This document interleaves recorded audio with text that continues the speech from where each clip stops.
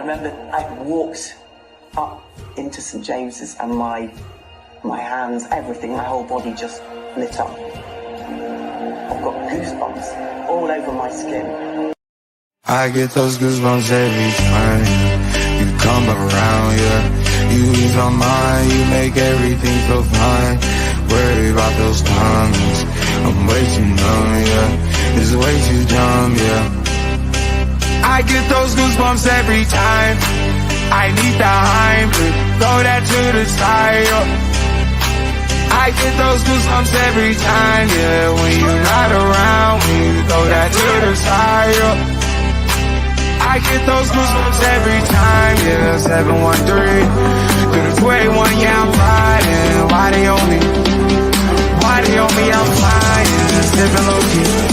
I'm sipping low key and honest, flying rider. I get those goosebumps every time you come around, yeah.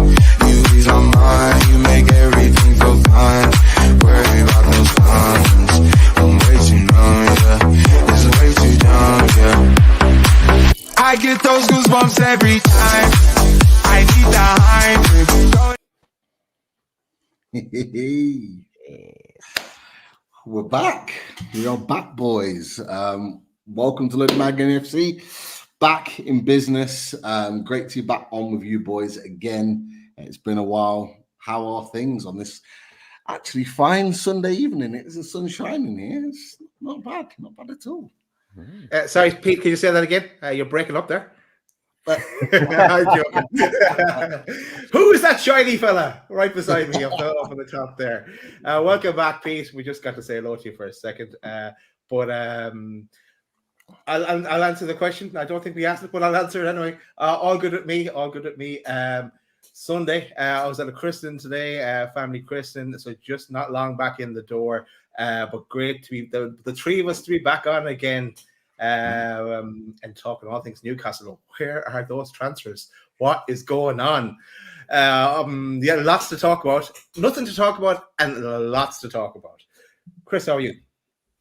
Yeah, good, mate. As we were discussing pre-show, I've had a nice chill day today. Actually, it's been quite nice. So in preparation for getting up at 5:30 in the morning, because I've got to get to London, but I've got to get there first thing. So I'm on an early train tomorrow morning. So I've had a nice chill day today, which has been nice. Yesterday I went out for a couple of drinks with the lads, impromptu couple of drinks. So that was always nice, you know, when it's nothing planned and it's just last minute. And they go, "Do you want to come for a few pints?" And I thought, yeah, why not? So I did that. That was good. But yeah, nice chilled weekend. But Pete, we want to hear from you, mate. How are you doing? And how was the Howe? Oh, absolutely amazing holiday. I said to the wife while we were away, it's probably one of the best ones I've been on. I've been lucky enough to go on a number of holidays over the years. That for me is probably the best one I've been on. Really, really enjoyed it. Definitely much needed. You know, you boys, you know, when you go on your holidays, we all work so hard, all the three of us and everybody in the chat. You work so hard all year, so when you get a chance to go away and just kind of just put everything aside and just kind of refresh and relax, it just means the world. So I feel really refreshed. I feel rejuvenated. Great time away with the family. Now we're back, and I think we brought the weather with us, certainly in Leicester, because I tell you what, the sun's been shining today. I'm not going to lie. The summer really does feel like it's here, so long may it continue. But it's crap here in Ireland. It's raining. Thanks, Pete. I'm driving back up from Luton, because that's where we flew from.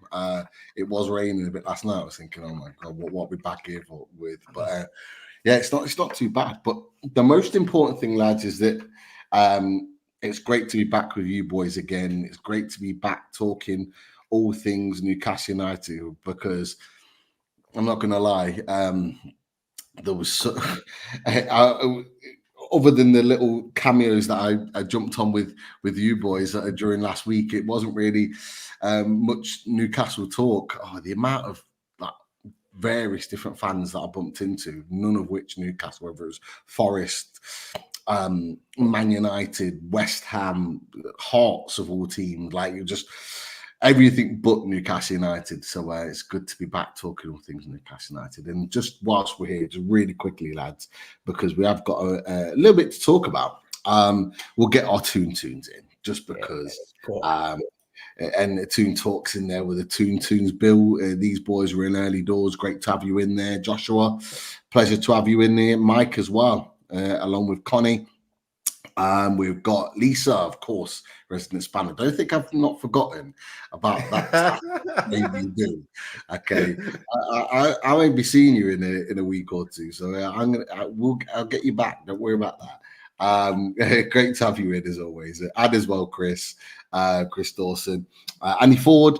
We've got Magpies Unite, get in there. Jimmy Watt, excellent, and great to be back, most importantly. And the last one here, Toon, was from the Bearded Toon fan. And he says, Toon, please also talk, are we going to sign anybody? So look, we've got a few things we're going to go through, but we might as well just start with that, because I'm not going to lie, boys, I thought I'd be coming back to a signing, and we haven't got one. So my question to you, Daz and Chris, is, are we going to sign anyone? Take the floor. Yeah, we're going to sign more than one. We are going to sign a right winger, a right-sided centre back, and possibly a striker. We'll get into a bit more, but when are we going to sign them is the question. Like you, Pete, I was Steph and Chris were going, it's going to be a busy week. This time last week we're going okay, and we're constantly checking our phones like everyone else, I'm sure, in the chat, because we get a bang out with the show as soon as we can when possible. But nothing happened. Not even the official kit launch when they were up over at Adidas happened. So for the away kit, and even though the pictures again and pretty much confirmed what it's going to look like, but still just the official launch would have been nice. So it has to happen this week now. But sorry to interrupt you there. I thought that was a really good point that you made. Now watch back the shows that you boys did, and you mentioned that. And actually, when you said it, I was thinking, surely that's got to happen. Whilst you're there at headquarters, surely you've got to do something. Yeah. Do you think they've maybe recorded it? Yeah, I do think that. And then I thought as well, maybe with all what was going on in the background that we're going to talk about, has deflected a bit away from it slightly, but it's not something that you'd stop a kit launch for. So maybe they have recorded it. I'd say they'd have recorded some part of it, but it is strange. That would be that's a no-brainer to do it there from a marketing point of view. At least one of them, and then do the third kit somewhere else if you want. But it was a missed opportunity, I think, in my eyes. That's what I would have done. You know me and messing around with merch, lads. That our listeners might find out soon enough down the line. But silence, yes, I'm expecting. I'm going to go say the same thing as I said last weekend. I think this week we're going to see some, but there could be a bit of a power play, like I put in the poster at Bay, that may have slowed things down slightly, and it may be not. It might be a case that they agree on the top signing, but it could be that they're fighting over the others, and then it comes to a standstill. That's the only reason I can think that hasn't happened yet. But what do you think, Chris? Yeah, I mean, on the subject of the kit launch, I agree. I think there's a real opportunity there to kind of use the Adidas headquarters, and I think for me, I would be surprised if we hadn't done it, because we did actually. I'm sure. Tell me if I'm wrong, but I'm sure that Newcastle United released some content of it showing the players going to look at all like the classic kits, and they all had to wear the gloves and stuff like that. So I think it's on their minds. I mean, if they're going around looking at the previous kits, it wouldn't surprise me, if that was part of it. And then one of them like goes, "Oh, what's this under the bag?" or something, and then they just revealed the new away shirts. It wouldn't surprise me. So I think there'll be something in there. But yeah, I agree. I think something that hopefully will have been recorded, and soon that will all be revealed, I'm sure. In terms of new signings, yeah, I'll be deadly honest. I thought, today, we do tend to do a show on a Sunday, and I thought, we would at least be talking about a new signing that was made earlier in the week. That's not the case. I think the show is very aptly named Power Play Daz, so I think that was a really good choice of show wording. I've got to be honest.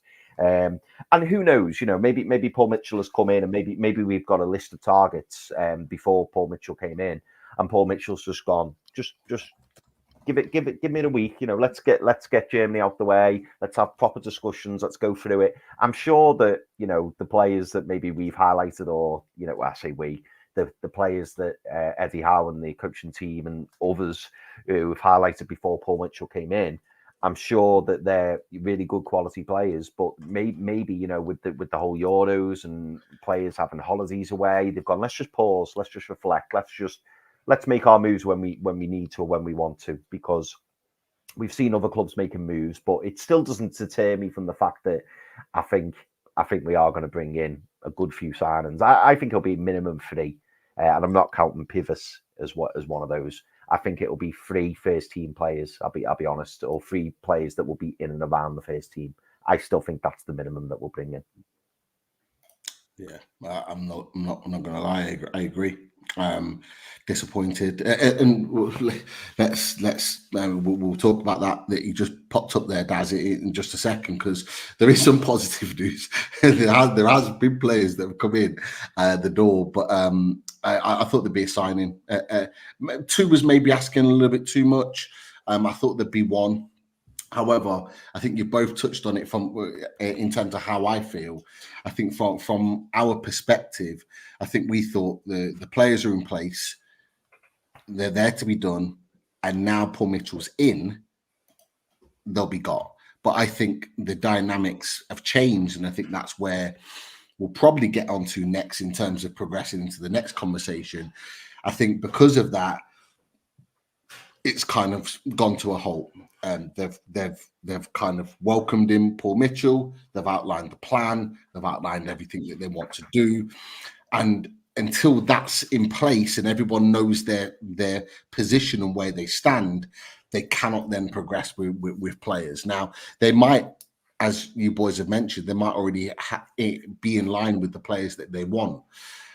However, there might well be other players that Paul Mitchell feels are more beneficial to be looking at for Newcastle United to fit Eddie Howe's style than what was already on offer. And that's maybe where it's slowed down this week. Does that put us on the back burner a little bit in comparison to other teams? I think it does. And it's something that needs to be addressed. How many weeks? I think I can't remember. I think Daz, you said it during the last show. How many weeks is there until the season starts? Is it like 3 or 4, something like that? Let me see, because it's 4. Yeah, it starts the day after come back from holiday. It's 17th of August. You've got just under a month to get those players done. I think we're going to be under pressure to get all the players in that we want before the season starts. So I do fully expect us to go the distance in this transfer window to secure all the players that we want. Now, certainly for our perspective as a channel and covering transfers, that's great, because we'll have players that will be linked with and players that will be coming in. More conversation. Don't say you're sorry now, Lisa. Too late. But you challenge her back. Pete, you should challenge her back now. That's a great idea. That's a great idea. That's a great idea. Record it, Lisa. There, we will. We'll cook something up. But I do think 1 or 2. I do think 2 will come in before the season starts.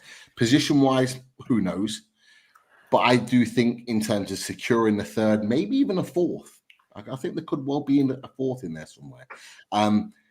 Securing those may well go the distance, and that kind of leads us on to what you talked about, Daz, in terms of the power play and everybody knowing their positions. Because the one thing that we all wanted, and it happened at the end of last week, is that Howe speaks. He has his say. He spoke to Newcastle United TV, he spoke to BBC, he spoke to all the top journalists that report on Newcastle United. They all flew in to Germany. They all wanted to know what Eddie Howe had to say. And it was obviously because of the England situation. Just your general feelings and opinions, boys. You know, you've heard what Eddie Howe said, probably on multiple platforms, because he did have separate interviews.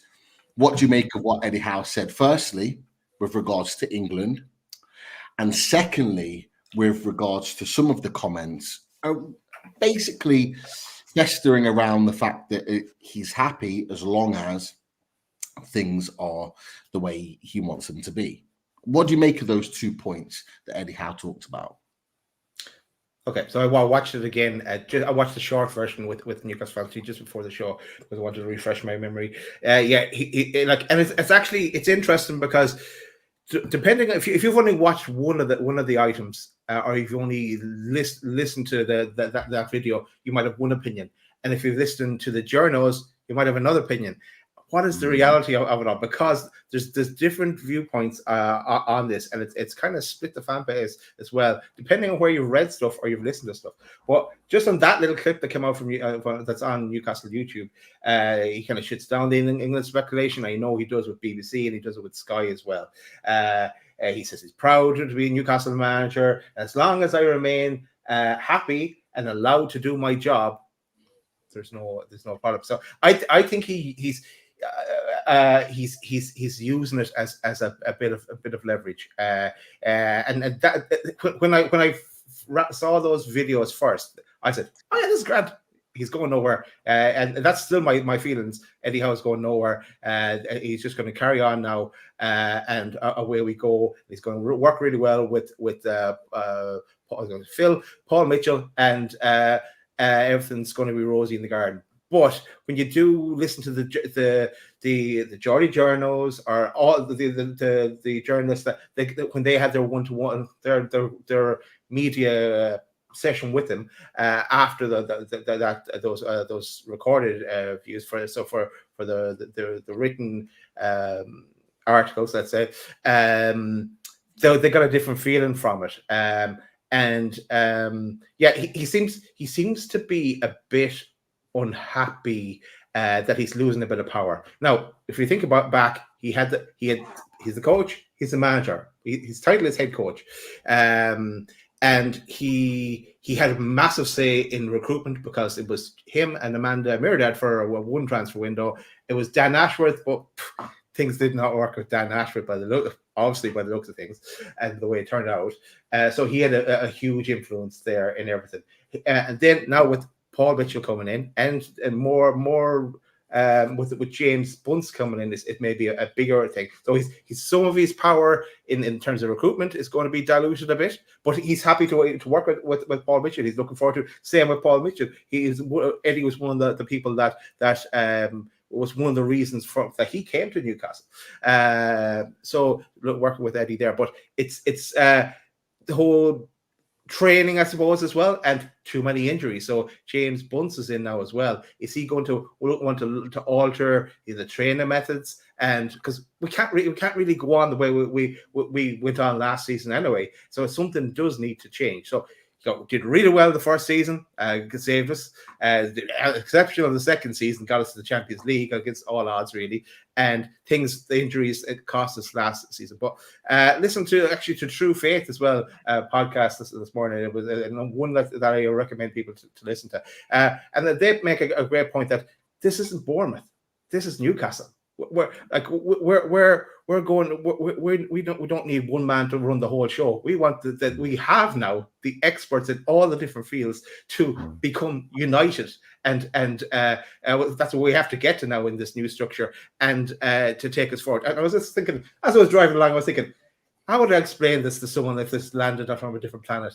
And then I'd kind of draw this Venn diagrams, and in the way it was, Eddie was center of the Venn diagram of all the intersections. He was the key pivotal man in everything.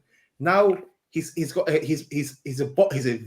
very key figure, but he's a bubble, and there's other bubbles as well, and they all have to work together. And in the center of the Venn diagram is not Eddie Howe, it's Newcastle United, and a united Newcastle United. And it's only then we can excel and get to where we want to be. It's not going to work if it's bubbles on their own. We're going to have the same fractions maybe as Dan Ashworth, and we probably won't get to where we want, even though he's done really well in the past. We need to go that to another level, because this is phase 2, and the only way we're going to get there is by working together. And that's, I'm not saying that they can't work together, but I think that's what we need to get to. And another last point, and sorry, I'm rambling on a bit, is and there was a good point that the True Faith made as well, sending Eddie Howe out right before these kind of discussions and how it's all going to knit together is kind of decided upon, was probably not the best idea. But they also needed, the journalists also needed to know what the story was with England, what's Eddie's thoughts on it. So it needs a bit of time to gel, and I think it's something that can work well together, but only time will tell. And that's what's delaying our transfer moves, I think, now. On top of that, that's just my ramblings. Okay. Some great points there, Daz. So, Chris, I want to get your thoughts on Eddie Howe, but there's a couple of points that people have made just to go along with that. Claire G had mentioned in the comments, I did like how Howe put it out there through the media. If he's uneasy by the new appointments, having more power, and obviously Amanda and Mirdad gone, then discuss it privately. Like, do you agree with that statement that Claire's mentioned? Do you know what? I'll answer that question first. So, like, I don't think it's him coming out publicly and saying, you know, that. I don't think it's him coming out and like publicly showing a dissatisfaction or that he's not happy. I think he's just very much putting his flag in the sand. I don't know where that expression's come from, but I think I'm thinking of Graham Souness when he was in charge at Galatasaray. You know, he's very much making his mark, and he's putting his views across. And I think I said this to you boys, didn't I? When it first broke, and then I went onto Twitter, X, whatever you want to call it. And what I found so fascinating about it all was the total different viewpoints from people. Like, everybody had different opinions on it. And I think, Pete, you said at the very start how it split the fan base. And I think that's wholly accurate. Like, I was really looking forward to watching the interviews. Obviously, I was in work all day, so I only actually managed to catch the interviews later in the day. And my opinion of it didn't really change, but for me, when I saw it, I thought, right, that's not Eddie Howe flirting with England. I don't now think that Eddie Howe's desperate for the England job, because I think he made it very, very clear that he loves his job here, and he wants to stay at Newcastle. He wants to win something. He alluded to that, you know, in the interview. But what I did think, and this is why I loved how Daz worded the show, I think it was very much a power play. I think it was him saying, I'm really happy here. I love it here. But obviously there's been quite a few changes recently. And as long as everything stays how it's been since I first joined, we're not going to have an issue. However, if things change, or I'm not able to work in the way that I want to work, and I'm not able to have the possibility, the control that I've had previously, that could cause a problem. Now, that some may see that as quite passive aggressive. Some may see that as him being quite, his leadership qualities coming out and being very strong. And I do agree with that. But on the other hand, as Daz has rightly said, you know, the club is moving on. And I haven't watched the True Faith article yet. The True Faith show yet. But I agree with what's been said there from that little clip, little mention that Daz has given, that, you know, this isn't Bournemouth. We're going to be looking like a different beast. We're a huge football club, and we've brought in people to do the right job. And I think if Eddie Howe wants control over everything, he's going to struggle in the job, because I don't think we're going to give him control over everything. Football's moved on a lot. Football management's moved on a lot. You know, the fact that we no longer really call managers, we call them head coaches. So the dynamic between him and Paul Mitchell is going to be interesting. I think Paul Mitchell's probably someone who's at the very, very top of his game. He's acknowledged as being, you know, elite in terms of his profession. Now, all the signs point to the fact that, you know, he's really looking forward to working with Eddie, and I believe him when he says that, and I'm sure Eddie Howe will be looking forward to working with him. We saw little clips of them at the Adidas Academy, and you know, it was pictures of them all in a circle, laughing, joking, And I think you know, at the start of things, I think it's going to be absolutely fine, and I think they'll be getting to know each other. Will they clash heads? Will they butt heads? I mean, really, any kind of management structure that should happen. And I think if it doesn't, there's actually something wrong, because they all want what's best for the club, and I think they both said that they want what's best for Newcastle United, and that's ultimately the main goal. But there should be difference of opinions. People should be called out. I think where the interesting thing is going to be, certainly between now and, you know, the end of the season, midway through the season, is the power play. Is, you know, who's going to win in the arguments? And from the sounds of it, I think Paul Mitchell's going to win. But will Eddie Howe like that? Will Eddie Howe kind of bow down to that? I don't know. But in terms of the links to England, I think at the moment it's probably just convenient. There is a little bit of uncertainty surrounding things at the moment because Amanda and Mirdad have gone. England want a new manager. Eddie Howe's a fantastic coach, and I can see why they'd want him. It makes perfect sense. Eddie Howe's spoken, you know, about his admiration for England and the fact that it is, you know, the pinnacle of your career to manage England. But that's not taking into account the fact that he's got an incredibly good job here at Newcastle. He's adored by the fans, and he's done a fantastic job since he's come in. And will he want to kind of finish that off and put that cherry on the top and become a Newcastle legend by winning something with Newcastle?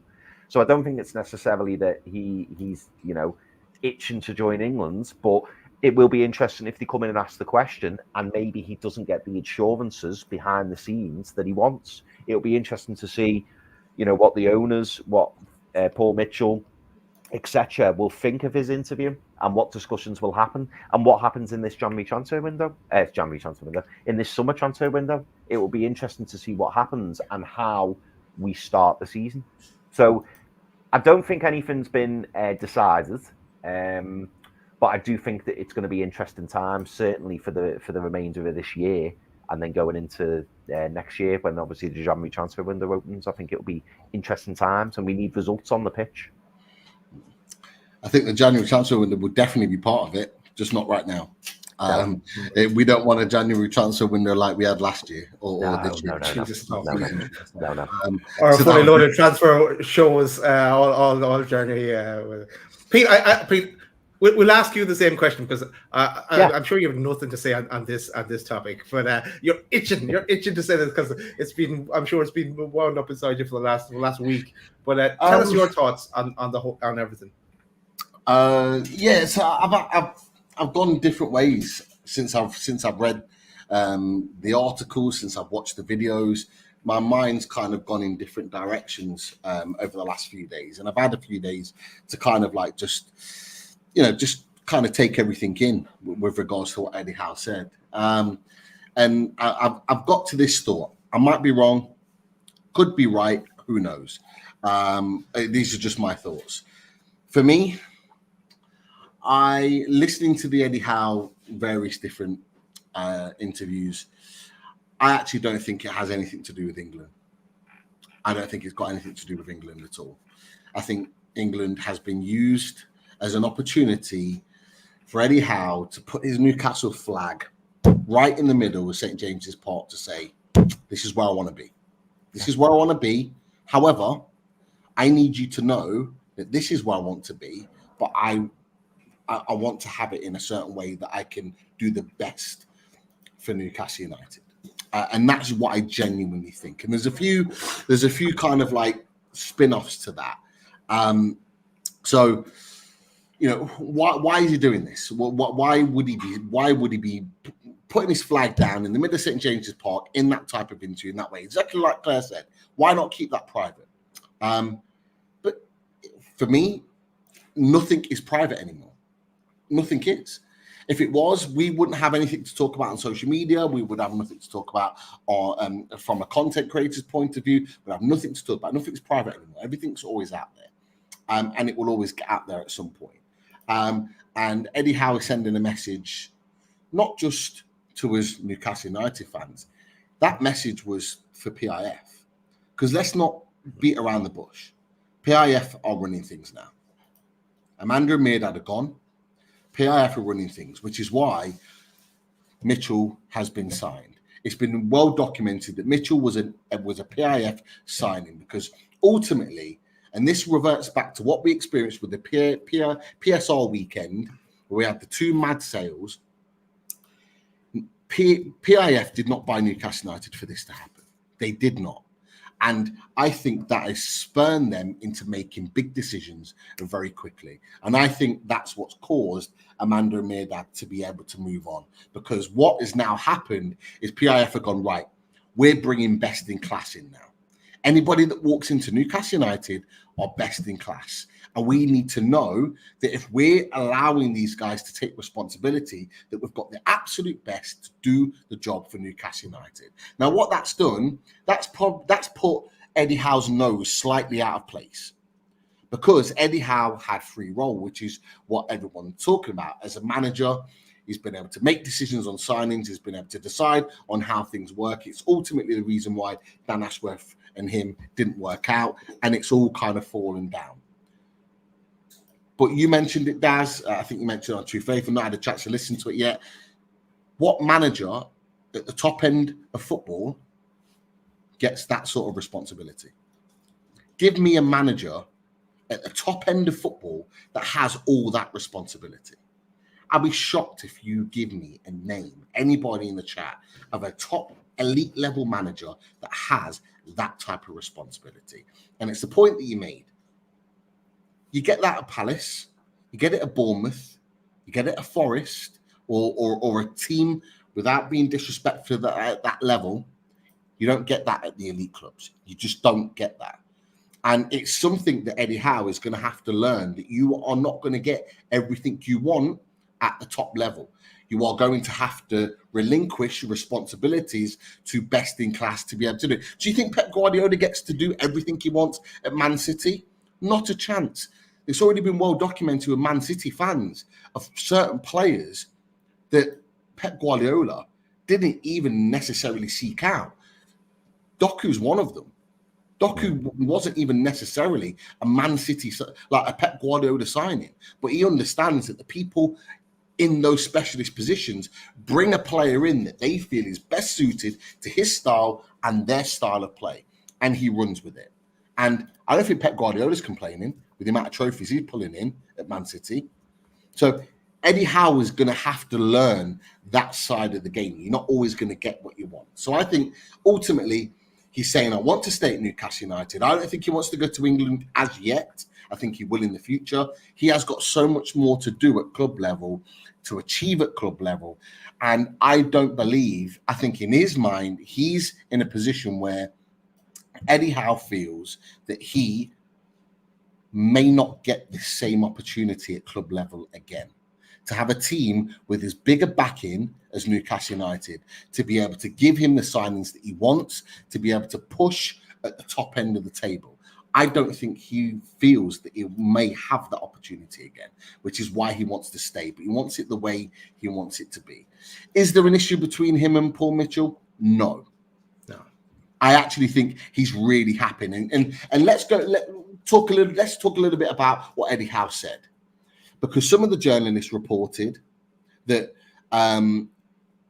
what happened has destabilized Newcastle United. One of the things he mentioned very specifically in his interview is that there has been zero destabilization of the club and the players at all. So he's completely washed that out. So when you've got journalists writing that it's destabilized Newcastle United, he's categorically denied that. He didn't have to do that, but he has. And he said it's destabilized nothing. Secondly, both Paul Mitchell and Eddie Howe have talked openly and quite willingly their admiration for each other. Again, didn't have to do that. Eddie Howe didn't talk in the same breath about Dan Ashworth in the way he's already talked about Paul Mitchell. He realizes Paul Mitchell is the guy. He is the guy that will, in the next, hopefully 5 years, will transform Newcastle United. So I don't think there's an issue there. I think this is more for PIF to say, allow me to do my job, okay, and ensure that I've got what I need to be able to do my job. So he'll want those certain responsibilities. The rest of it, I think he'll relinquish to Paul Mitchell. Then you've got the other side of things. So I did watch the Geordie Journos video. I thought it was a great video in the insight that we won't get as fans. And they give it from an honest perspective. We've met those guys many a times. We know they are just as much Newcastle United fans as they are journalists. Genuine. That is key. They are just as much Newcastle United fans as they are journalists. Liam and Jordan, who were in Germany for that interview. So you can guarantee from 3 lads here that have met them on numerous occasions, then what they're saying is their genuine thoughts. It's as simple as that. And that's an opinion that we can't gauge because we weren't there. We just weren't. Yeah. However, so that then changes things. That then changes things in terms of the feel. Now, why do they feel like that? Was my honest and open question to myself when I watched that video. And it's because, and Liam said it, he's never heard Eddie Howe talk like that before. But my then question would be, if I was to have that conversation with Liam face to face, is when has he ever had to talk like that before? He's had everything he wants since he's been in the club. He's had everything he wants. He's not had to talk like that now. And if he's probably needed something, particularly with the Dan Ashworth situation, he's probably gone to Amanda and Mirdad and they've made it happen for him. He now knows he doesn't have that. So therefore, he has to work in a different way. And we may get to see different interviews from Eddie Howe next season. Not because he's angry, not because he wants to leave, not because he wants the England job. It's just because he's now having to manage his situation a little bit differently. All managers do it. Some of the best in the world, some of the ones that Newcastle fans wanted to come into the club, the likes of Jose Mourinho, has had to manage different clubs differently depending on who the owners and the staff are around him. Just one example there. Like, managers do act differently depending on the scenarios and the situations they're in. So I don't, as much as they saw a slight concern there, I didn't, because he had to approach it differently. And ultimately, it's worked. Why? It's because every journalist has walked out of there gone, ooh, something's not right there. And what have they done? They've put their videos out and they've reported on it. So what that does is send a message back to PIF, which is what he wants, to go, not quite happy, wants and needs certain things to go into a new season. Is he likely to get it? I think he is. Because this is a massive season, lads. We've been saying it all summer since the last season finished. This is a huge, huge season. Eddie Howe knows it. PIF knows it, which is why Paul Mitchell's been employed at the club. And effectively, they need to get this right. Eddie Howe needs to get this right for him. PIF need to get it right for them and the club. And we need to get it right because we should be fighting for Champions League football. In my opinion, and I know you boys feel the same, we should be fighting for Champions League football next season. And so these things need to be ironed out before we move forward. Am I worried about signings coming in? Not one bit. Am I frustrated about the fact that they're not happening yet? Absolutely. But those signings will come in. So I put it in the chat earlier. They will come in. And they will be of the quality that Newcastle United want. But we need to get the dynamics of this club right now to ensure that when those signings come in, they're the right ones, they're the perfect fit for this squad of players, and we hit the ground running. So they were kind of just my ultimate thoughts of just watching that video and watching the Geordie Journos video and just kind of assessing where we're at with regards to Eddie Howe. They're just my opinions of what. I could be right, could be wrong. You might agree, you might not. But that's just kind of where I'm at. Right. Can I offer just? I said it in my piece, but it might have been because it went on for so long, you might have missed it. But I don't really think Eddie's what Eddie is highlighting is really to do with Paul Mitchell. I think he knows he's going to have to compromise maybe in some situations. That could be fine. I think he's open to that. He wouldn't have. He would have tried to shut down a sporting director altogether if he wasn't going to be happy with that. And they do seem happy that they're going to work together. It looks like, though, this appointment of James Bunce has come in, and it does look like Eddie wasn't consulted at all on that. This is just me rambling. This mightn't be true. I'm just my thoughts on it. That he's thinking now, okay, now you're already eroding I could win over. I could shut down Dan Ashworth. He never had a say. Now if I've compromised in this part, the recruitment side of things a bit, now they're trying to take away my training style and trying to alter that in some way. What's next? Is Jason Tyndall not allowed to stand beside me anymore, or what else are they going to take away from me? And he just feels like he's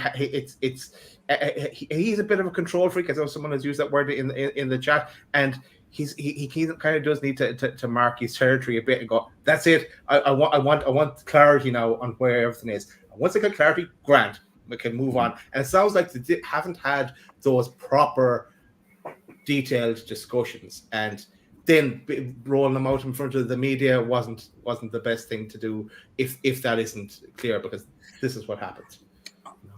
And if I was speaking to Eddie Howe and answering what you've just said, Daz, I'd say to Eddie Howe, and you're talking to a staunch Eddie Howe fan here, I'd be saying to Eddie Howe, get used to it, because no top manager gets what you're asking for.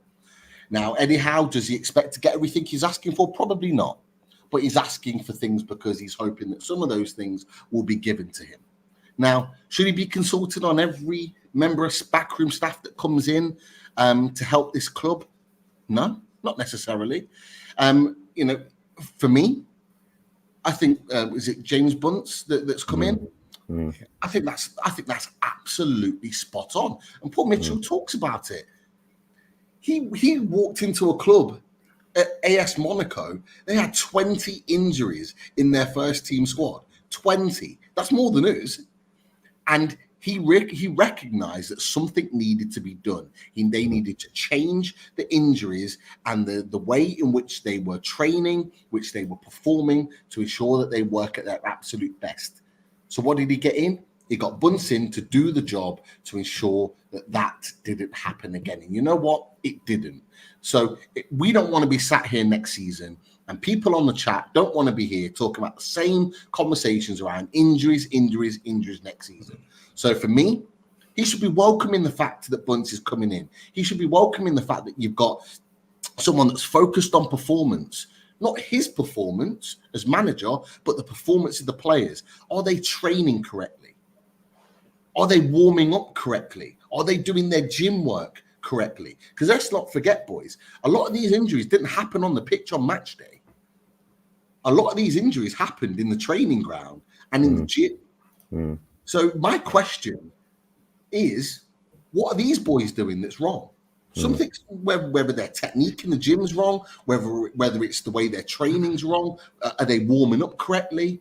You've heard top professionals in the past that have said they picked up bad injuries. Why? It's because they were very lax on their warm-ups. They didn't stretch properly, or they didn't do this properly. All of a sudden, bang, get into game time and they pick up a nasty injury. This guy, James Bunce, is going to stop that. And for me, I'm saying to Eddie Howe, get used to it. If you want to be a top manager at the top end of football, you can't get everything you want. But you know what? Every top manager says, you know what? I'll get on with it. I'll do the bits that I know that I can do to the best of my ability to ensure that Newcastle United win matches and ultimately win trophies. Get used to it. And I'm not being funny, you know, if that conversation had taken place, we don't know whether it has or whether it will. If that conversation taking place, Eddie, I wasn't going to like to stand on, because then Paul Mitchell would come in and go, yeah, but Eddie, we finished the season how we finished, and we didn't have the season that we wanted based on the amount of injuries that we had last season. So that's why James Bunce has been brought in, and that's why I'm going to take a firmer grip of that. Now, obviously, you boys rightly highlighted, you know, that could interfere with the training. It could interfere with, it could interfere with lots of things, and maybe Eddie is, and this doesn't surprise me, and I'm sure it won't surprise others. Eddie does come across as very meticulous and a bit overwhelming in certain points. You know, he's so engrossed in the work that he does, and Eddie probably does things a certain way and wants it done a certain way. So if someone comes in and goes, well, actually, no, can we stop doing that and do this instead? Or can you not do that? Or don't do too much of this? And maybe that's what he's not liking. But as last season shows, you know, maybe some of his methods aren't exactly how they should be, or maybe there's ways of improving. And that's what James Bunter's come in for. Really, he should see it as a show of support, but whether or not he feels threatened by it, or, you know, someone's going to come in and go, do you know what, you could do that a little bit better, or why don't we do things differently? He's got to. You mentioned a key word, Pete, when you were talking before, and that's relinquish responsibility. He's got to relinquish certain responsibilities. He can't do it all, and I think sometimes maybe he likes that control and he likes to have ownership of everything. Now, it's fine to have an oversight and it's fine to overview things, but you can't do everything because mistakes happen and things get overlooked. And maybe that's what happened last season. And that's why it's the first thing Paul Mitchell's done since he come in has gone, right, look at the training last season, look at the injuries last season. Let's bring this guy in because he's experienced it. He knows what to do, and I'm sure he'll sort it out. And maybe we're seeing the first signs of Eddie not necessarily being happy about that. One more thing I thought of as well, just as we were talking there, like if you think about it as well, this is the first interview Eddie's had since all summer. I think it is anyway. It's his first proper one anyway, and all that crap as well at that PSR weekend, and Gordon may have been offered, look like he's offered around. Isaac being talked about. You know, this has been maybe building as well, and he's just had enough. It's his way of lashing out. So people seem to be taking sides here. We can't. It's not taking sides. We are all one. We have to be united. Everyone in that Venn diagram, all those bubbles, including you, the fans, we all have to be united, or we're going nowhere. Because it'll erode and it'll resolve, and we're starting again. Then we're starting with a new manager and blah blah blah, and it'll just set us back a bit. So I think this whole issue can be overcome through good communication with each other. And I think you made a really good point there, Dad. Two really quick things. One, Eddie Howe will be frustrated because ultimately Eddie Howe would have had to probably have those difficult conversations with the likes of Elliot Anderson, with the likes of Alexander Isak coming back into pre-season. And Alexander Isak is very, very happy at Newcastle, and he's already talked about that. And he'll probably be looking at Eddie Howe or going into his office first training session in and going, Chelsea? What's up with that? And Eddie Howe's having to have these difficult conversations because clearly Eddie Howe doesn't want him to leave, but there's a situation there, and Eddie Howe's going to have that very difficult conversation with Anthony Gordon when he comes back in, and so he'll be frustrated about all of that, and he's ultimately the guy that would need to front that up. So I get that, but I think you made a really good point, Daz, and I agree with you. Is that, you know, particularly for us as fans and people on social media, it shouldn't be nothing wrong with the Eddie Howe interview. The journalists are wrong, or the journalists are right. Eddie Howe's wrong for doing that. There's rights and wrongs in all of that. If you look at that circle, there are rights and wrongs in all of that. And we as fans should be able to have an opinion on all of them. Like I say, we want Eddie Howe to be manager of this club. But all three of us at some point in this conversation right now have gone and said, actually, well, maybe you shouldn't have that. Maybe he shouldn't have that responsibility. Maybe he shouldn't get everything that he wants. Maybe he shouldn't be given the world. And maybe he should just go, you know what, I'm going to get on with my job. Because that's life. You go into any other place of work, you don't get everything you want, but you try and get as much as you can and you work with it. Like, it's life. That's the way it is. So we should have those conversations. And it shouldn't be tribalism. You know, one of the things that I really don't like, not necessarily, we don't have it in our community, but we see it on social media and see it around the way, particularly with NUFC, is there is a level of tribalism. It has to be that you're either with this and you're against that, and you can't necessarily like both things. Like, why? Why can't you have an opinion on one or two things, or you agree with one thing and not necessarily another? You should be able to have this conversation. This is why we're here. This is why we're doing this show on a Sunday evening, having a conversation on Newcastle United, because this is the beauty of what this type of conversation brings. But look, ultimately, we will move forward. Ultimately, we will be celebrating some signings coming through the door, and we are going to get onto them in just a second. But Daz, I think we have a few super chats. Yes, ultimately we'll talk about transfers. And yes, you're right. Ultimately, we'll finally fucking get someone over the line. Yeah, Alan Pardew. Right. Limerick Geordie. I'm sure he's celebrating Clare winning the hurling Ireland. Commiserations to Cork, and commiserations to Sean Casey for watching as well, and all the lads in Irish Mags chat who are shouting on Cork today. But he says, Limerick Geordie says, evening guys, best of luck next weekend. As of course he's talking about the Gaelic Football All Ireland on next Sunday as Galway take on Armagh. So keep an eye on that one. I definitely will. Any tickets, let me know in the majority. Also, thanks for the donation, and also to Kevin. Cheers, Kevin, for the $4.99 donation as well to the channel. Thanks, Kevin. Sorry? You didn't put a question. Question.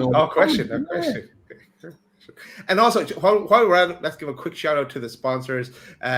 Some people love the music, some people hate the music, but you're getting the music no matter what. Here's Radiator Shed.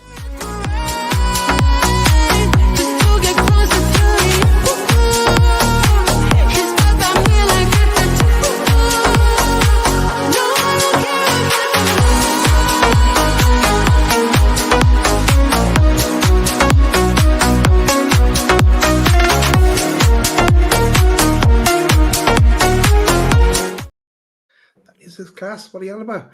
Right. Also, if you want to know anything about for the Radiator Shed or radiators in general, contact Russ at theradiatorshed.com or telephone 077-666-04112. That's especially to anyone listening on Apple Music or Spotify, so you get that number.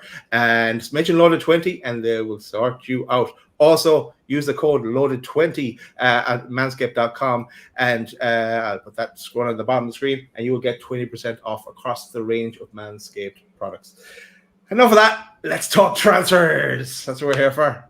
Yes, absolutely. And look, we are confident players will come through the door very, very soon. I'm just going to throw this one straight out there because this is a new one that kind of, well, I say it's a new one.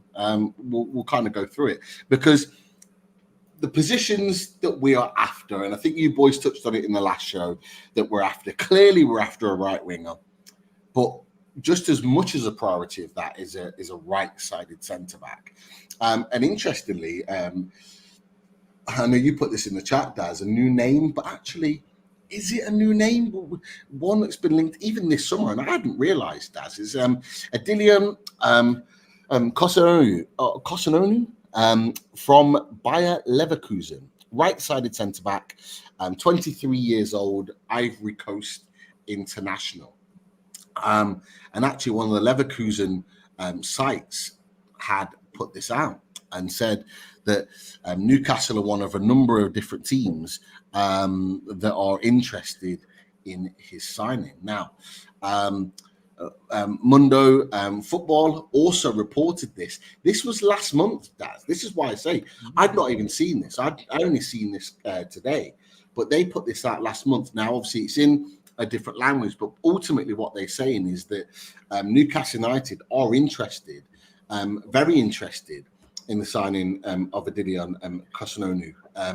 And there's a 45 million release clause for his signature. Now, what they mention in that is that Bayer Leverkusen aren't against selling him this summer. Now, of course, you boys will know Bayer Leverkusen, they effectively won the lot. Apart from the Europa League, they won the lot. They had an outstanding season, the Invincibles, and he played a huge part in that. So, look, from that new name that's come out there, boys, what do you make of that particular link of Adilian Kosanonu? Well, my answer would be quick because I don't know if I've seen him play or not, but I have seen Bayer Leverkusen play, and I can't remember who he was playing, but I remember watching them going, I'd take anyone from their squad. I love most of the players on their team, so he has to be quality. But I did spot that today, put that on to you guys, but I didn't get to do any research on him. But maybe Chris, you know more about him. Maybe not. I wouldn't go that far. No. I mean, I did do a little sofa score check on him earlier. So this is with Fabian Schär. Look, you go away, Pete. Yeah. Look at Chris. Chris steps up to the plate. That's what I like, Chris. I mean, I've only got a couple of screenshots, but anyway, it all adds, doesn't it? It all adds. But yeah, I did a little player comparison on obviously our much loved Fabian Schär, right centre back. So Fabian Schär is in the green, and Dylan Kasunu, I think it's Kasunu or Kasuno. That's how it looks anyway. But yeah, Dylan Kasuno. So yeah, I did a comparison, and obviously, you know, there's room for growth. There is definitely room for growth. But yeah, Pete, I remember you saying that we've been linked with him before, and we probably have spoken about him before. But there's been that many players, you know, that we've been linked to in the past. I didn't realise as well from that article that, you know, that we have been linked with him up to a month ago. But he certainly looks like an exciting player, and as Daz said, anyone you get from Leverkusen can't be half bad. I mean, getting coached by Xabi Alonso, and what a fantastic season they had last season. But yeah, he certainly looks an interesting prospect, and obviously, if we're being linked with players who both Liverpool and Man United are looking at as well, that can't necessarily been a bad thing. Obviously, the Man United links are probably a little bit redundant now, given that they signed Lenny Yoro, but who knows? I mean, a number of players have been linked recently, and like Daz, I haven't seen much of him play. I did see bits of Leverkusen last season, but I haven't, you know, predominantly watched him up close or had a proper scan over him. But I'm interested. As I always say to you boys, anybody who this coaching staff wants, or anyone who this coaching staff are interested in, I'm confident is going to be of a high quality. And you know, if he does sign on the dotted line, I'm sure we'll all start doing our Dennis Wise and get looking and researching him and watching videos of him on YouTube and stuff like that. But 45 million sounds a lot, so I wonder whether we could maybe negotiate that down. I don't know.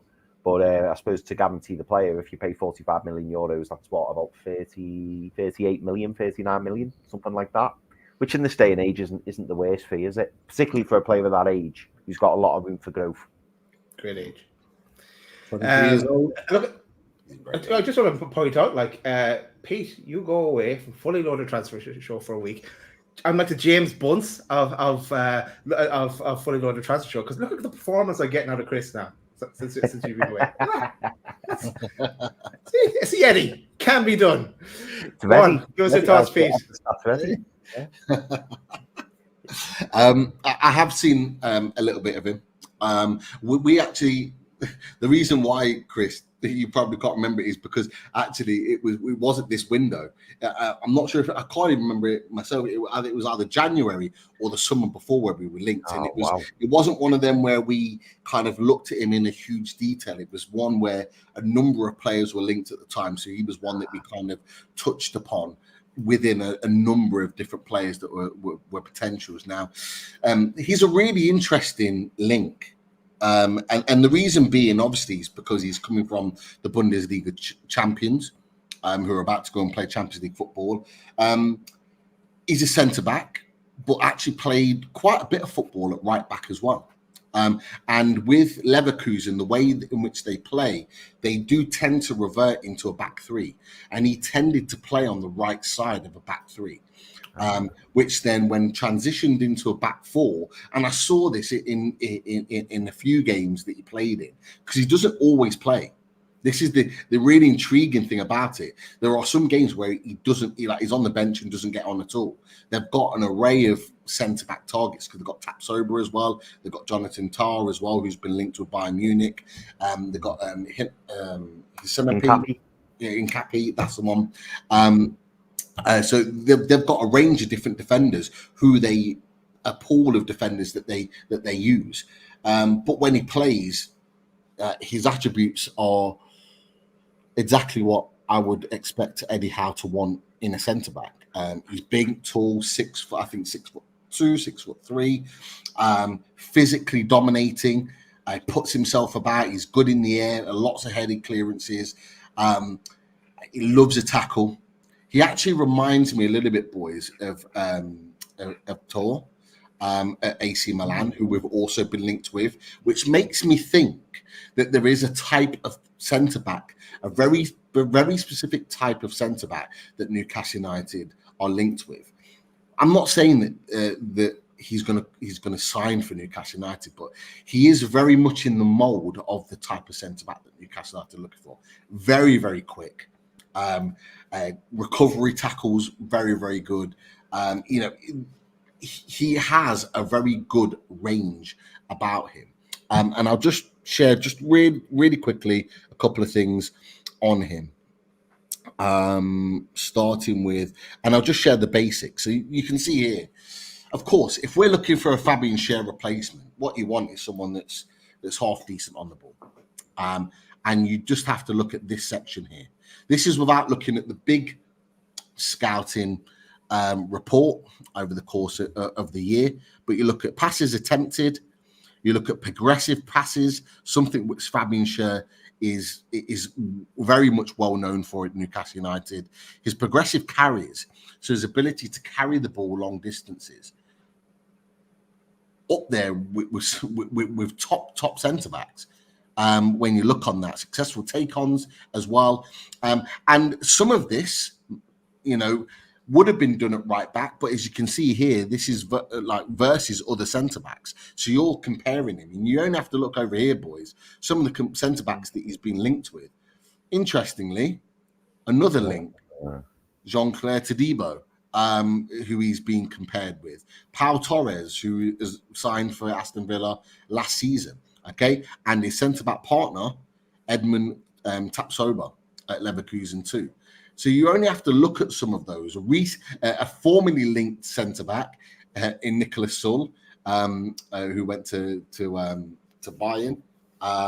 So you look at the type of centre back that you're looking at, and you look at some of them on that screen. Some of those we've been linked with previously, and he very much fits that mould of a Newcastle United centre back in, and that's just with the ball. Like if you open that up, and hopefully there's no pop up. I knew there'd be a pop up, so Daz doesn't jump at me again. Oh my God, what's going on? But what you can see here, like his passing stats are good. And we go to his defensive stats, tackles in the attacking third. This is what you'd likely to be seeing of him in this position as a centre back. And just go back into that session. Passes blocked, dribbles challenged. There are some good stats here. Stats in possession. He shows what he's capable of and what type of centre back we are looking for at Newcastle United. So just a little kind of sample there of what he is all about. But it's an interesting one. Could be something, could be nothing. But like you said, there are other centre backs who've been linked with, and he's very much similar in his makeup. So let's wait and see on that. There are a couple more with regards to centre backs. We've just literally talked about him, and it's Jean-Claire Todibo. Now, he was obviously linked with Newcastle United in recent days, within the last week or so. West Ham have already had a bid rejected. For me, I'm going to say, boys, as much as I like this guy, I don't see him signing for Newcastle United. I just don't see it. Yeah, it looks like he's going to Juve, doesn't it? Yes, and this is the thing. So, like, Alex Cook of TalkSport comes out and says that we'd held talks. There was conversations around Paul Mitchell getting involved in that conversation. Graham Bailey also reports on that too. But as you can see here, as an update this afternoon from Fabrizio Romano, he's basically agreed Juventus. Juventus are just trying to get the fee. Once they nail the fee down with Nice, he'll go. And I think that's the only sticking point for Juventus. I think he wants the Juventus move. Let's not forget that Khephren Thuram has already made his move over to Italy. And so that will definitely be a factor in his thinking with regards to that. So as much as I'd love Jean-Claire Todibo, AC Milan?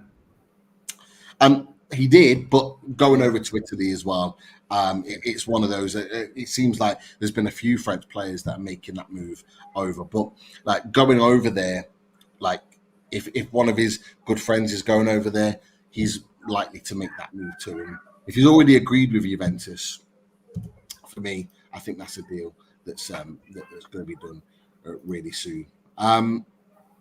Another one that doesn't or keeps rearing its head. I want to get your thoughts on this. This was reported today. Juventus have received an offer from the Premier League club for Dean Huijsen. Now, with all the centre backs that have been linked, boys, and Alfredo Padilla has reported on this too, saying that a Premier League club has shown interested. Looking at what we need as a centre-back, looking at his age and his profile of Dean Huijsen at 18, 19 years old, would he be the guy that you go for, considering the pool of centre-backs that we've been linked with? I just wanted to get your opinions on that, because I think that's an interesting one. He'd be in the mix. I remember looking at him back, I think it was in the show with Antonio. I think we discussed in detail maybe about him then. Yeah, and he looked like a Shar type player, really bringing the ball out and some great passing and can get up for a header as well. He would, but there's a big pool of players there that we've been talking about. It. We just need to settle on one. Ideally, I think I have my heart set on Thaw now from AC Milan, but I suppose you do need kind of backups as well. If it doesn't work out here, where's our next option? Or you're also thinking about other transfers and other positions you want to bring in, and what's the best deal you can get? What makes the most sense? But yeah, he's up there. I'd say he's probably in the top 3 as potentials now that others have started to move as well. Yeah, definitely. Chris, are you the same mindset? The reason why is obviously because he's 18, 19 years old. He is quite young.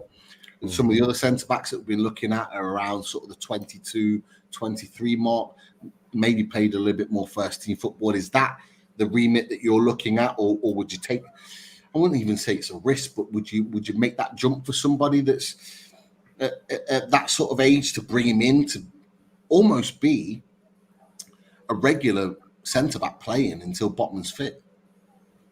Yeah, I mean, it is. Do you know what, Pete? I would say it is a risk purely for the fact that there's a lot of elements in there as well. You know, the fact that he'd be joining a new country, joining a new club, but coming to a new country, he'd have to settle in. And with him being so young, you know, will his family come over with him? Will they not?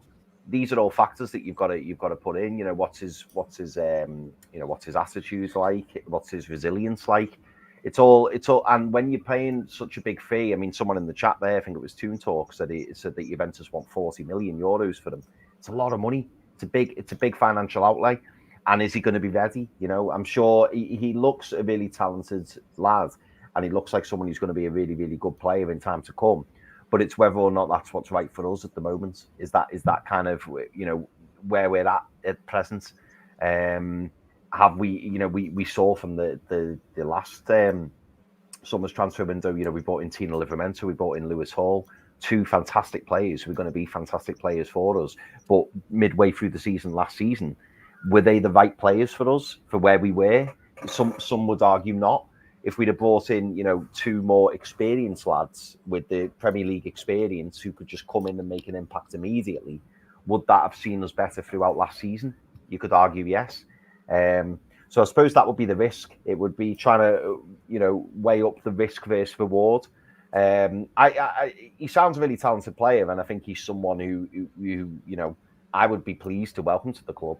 But at the same time, you know, when you look at the more experienced players, like the player we just mentioned from Leverkusen, the centre back Casuno, he's off the back of being an invincible in the Bundesliga.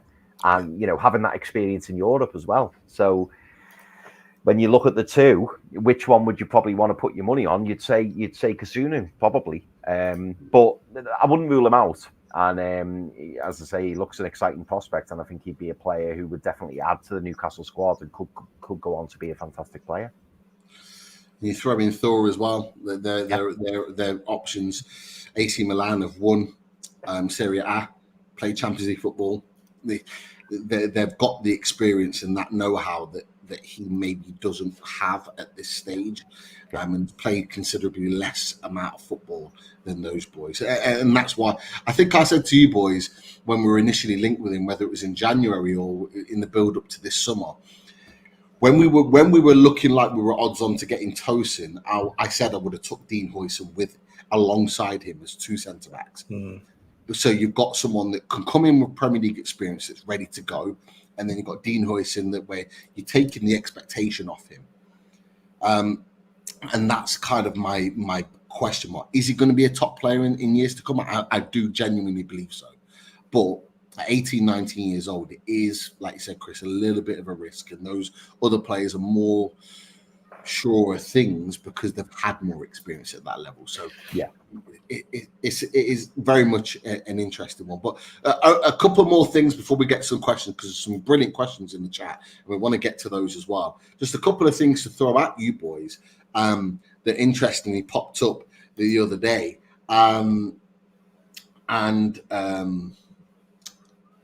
Oscar Bob. Sideshow. Yeah, also known as Sideshow Bob. Oscar Bob, Newcastle manager Eddie Howe, interested in a transfer swoop, get my words out, for the Man City forward. Now, we know Oscar Bob really well because of his goal at St. James's Park, and it pains me to put that picture up there when he scored that winning goal at St. James's Park in the last minute. He's great little feat from a brilliant ball from, I believe it was Kevin De Bruyne, around Dubravka into the net, right in the dying moment of the game. But aside from that, has shown his ability so many times that Man City fans really do rate this guy in his future. I believe he's a Norway international, already playing on the international stage. But boys, would you take Oscar Bob as your right wing main signing this summer? Because that's the key position that we keep talking about. That's going to be the big one. Would he be the guy that you bring in as your right winger this summer? What's your opinions on that? Yes, but will we get him? That's the question. Will City, the two could do Carl Palmer and or Cole Palmer and let him go because they're after bringing in Savio, is it, into Man City and playing in his position. So he's further down. He's down the list. Young as well. Excellent at age, and you've got, like, he hits the ground running. You've got your right winger there for forever, nearly. So yes, but I'm a bit skeptical on the links of whether we can get him.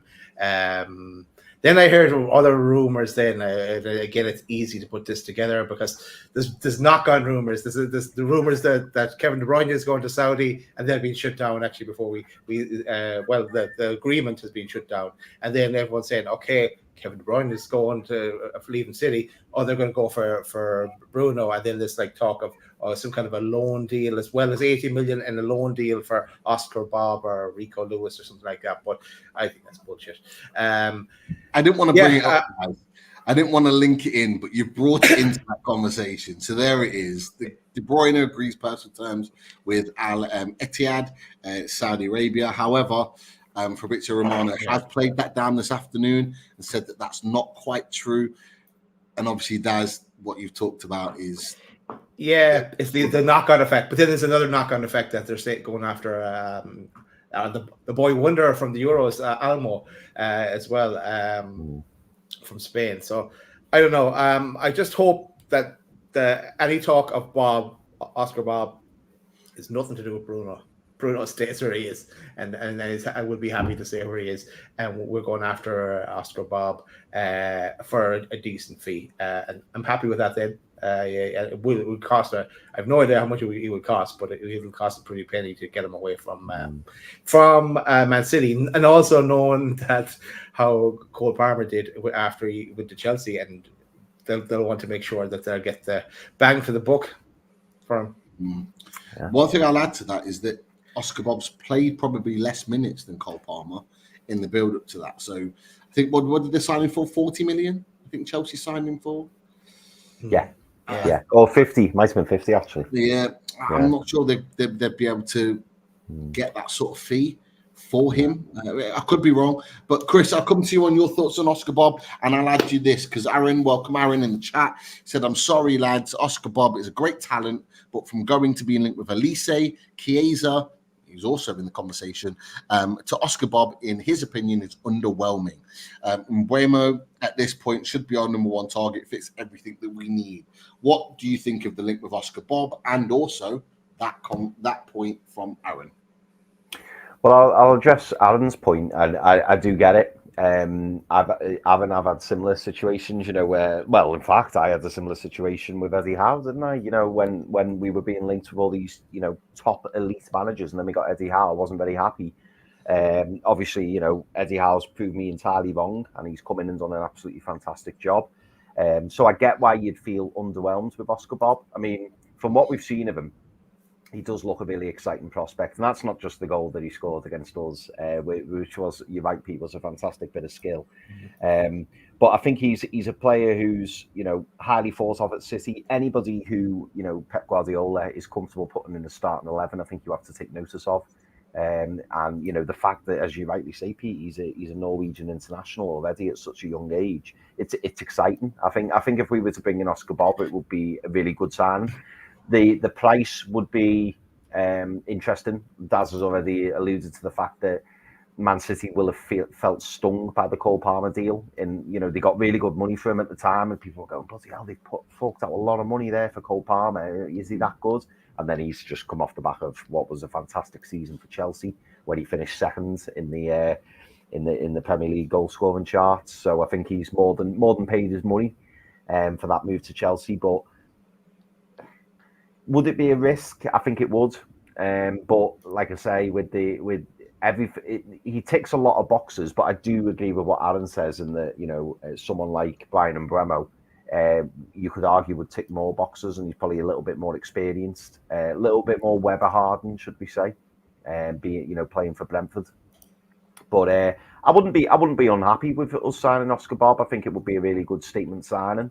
And I think he does tick a lot of boxes for us as a team. I think he'd fit in well with Eddie Howe. I think someone in the chat put he's quite small. I think he's 5'8", so that could be questionable. But not everybody has to be a 6-footer. And I think if he ticks enough of the other boxes, Eddie Howe would still be interested in him. But no, I would be excited by the signing of Oscar Bob. Will it happen? Will City let him go? I don't know. The thing that plays into our favour is the fact that obviously he's an academy product, so any money that Man City would get for him would be pure profit, as people like to say in PSR terms. So that would make him more favourable to sell than someone, like a Doku, for example, who they've obviously had to fork out money for, and then if they sell him on, they've got to take off the fee that they've already paid. So that could be promising for City. Yeah. Well, he's still young, a young lad. Got a chance to grow to 5'10", perfect height. 5'10"? What? Perfect.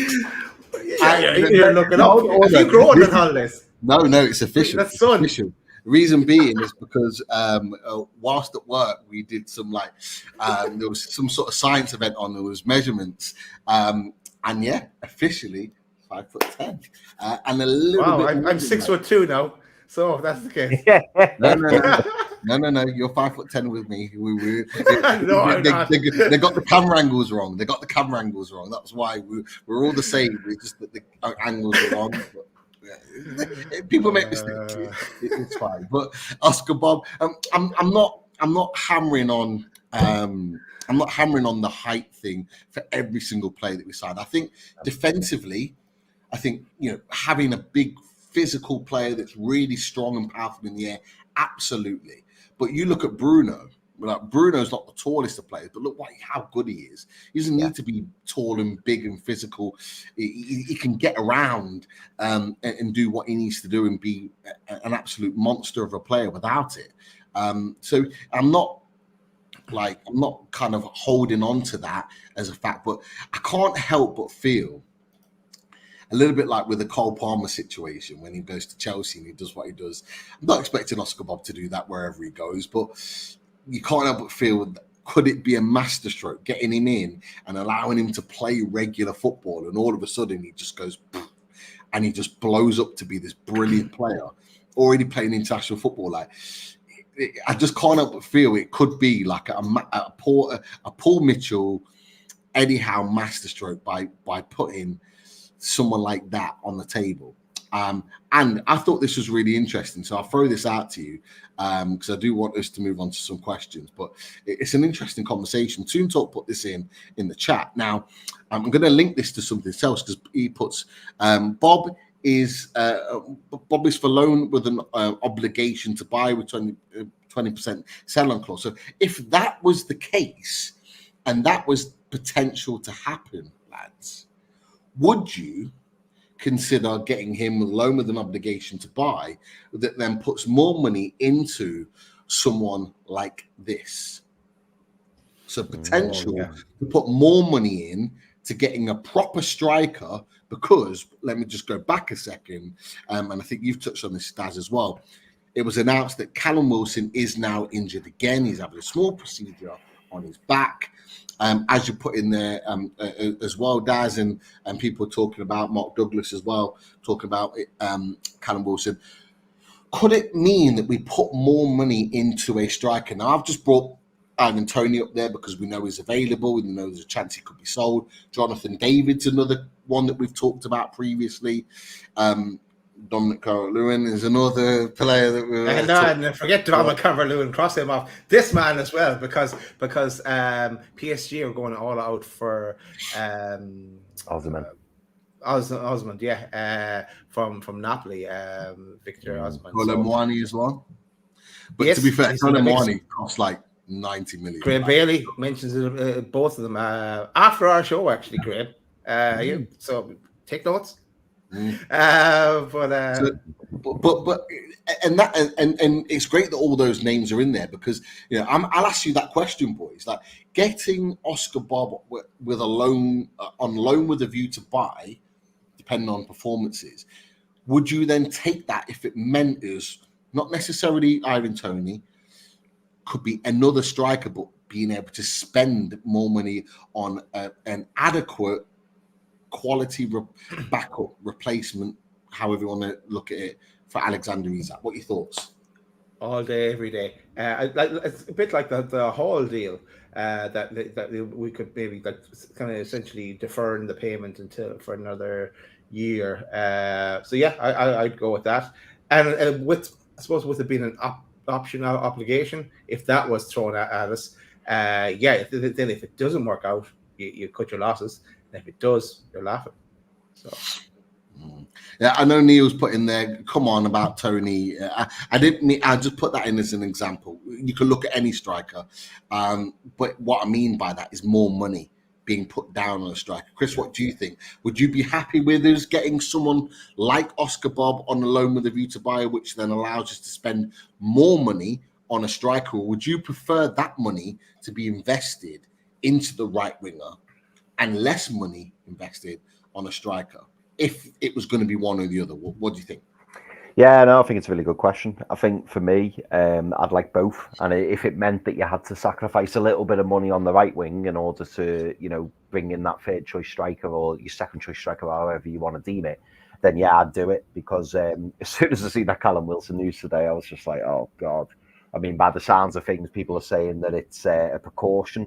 That it's been done obviously to make sure that he's got a better chance of being fit for the duration of the season, which makes complete sense. But again, it means on the opening day of the season, as things stand, we've got one fit striker, and that's not that can't continue. We can't go next season with Callum Wilson and Alexander Isak as our two options as a Paul the Blind. We just can't. I know people will say Anthony Gordon can cover.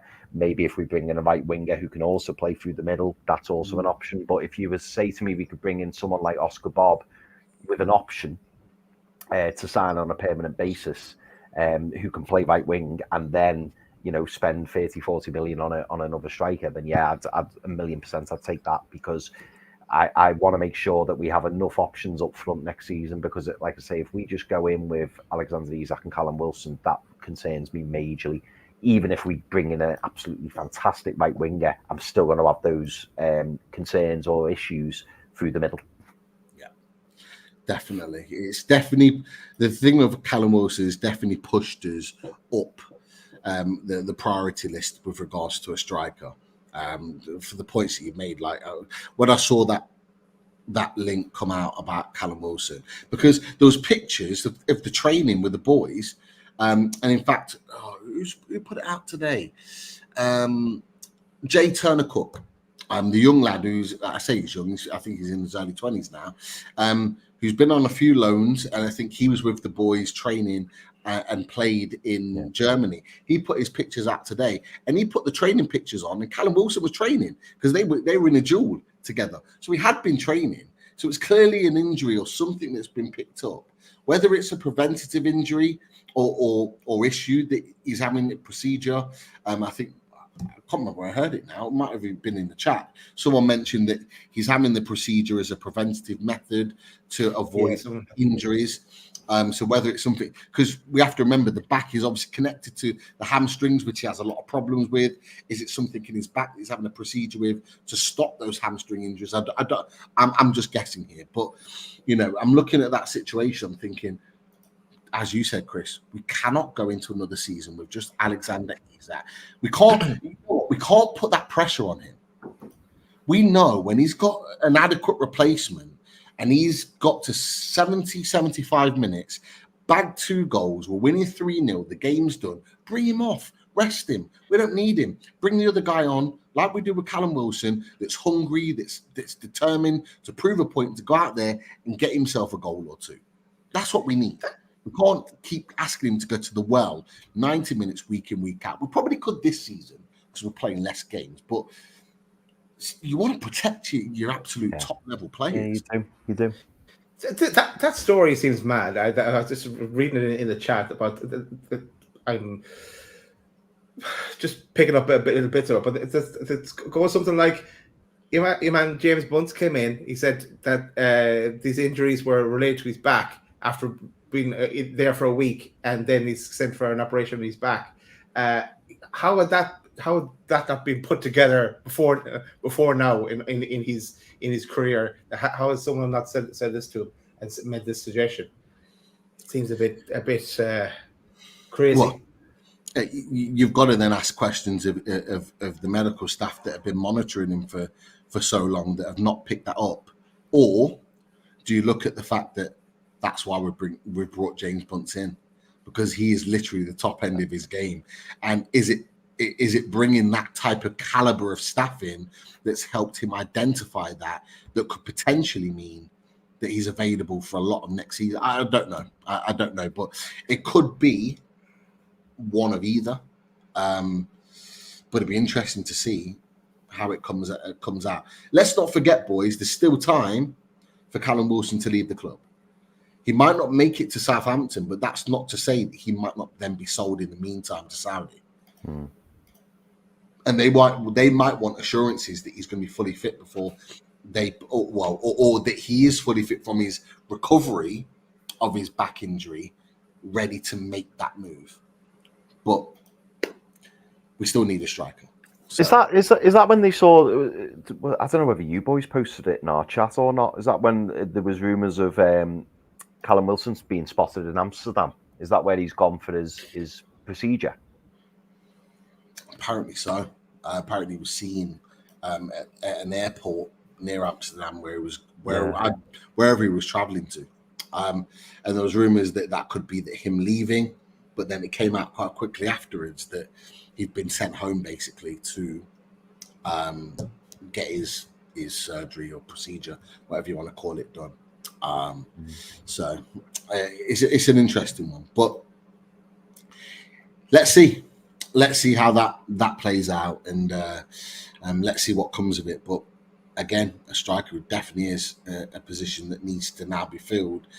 If he's going to miss potentially the first game of the season, that's his pre-season basically out the window. And Callum Wilson, more than anyone, needs a pre-season. He needs to be playing football. So, yeah, new striker, please. I think is the shout from the three of us. Is that right, or we shoring it across the board? Definitely. 1,000,000%, mate. 1,000,000%. But the order for me is probably right winger, right centre back, striker. That order.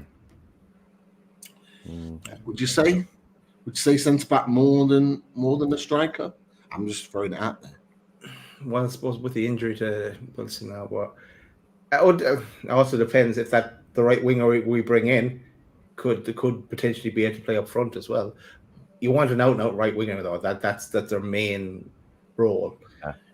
But push came to shove, they could fill in if Isak was God forbid injured. So would you be happy with Burn and Shaw starting at centre back against Southampton beginning of the season? And the reason why I'm saying that is because for me, I think Lloyd Kelly's a left back. I think Lloyd Kelly plays left back for Newcastle United. I think he might cover as a left centre back. I actually think he's been brought as a left back, but that's just me. You think so?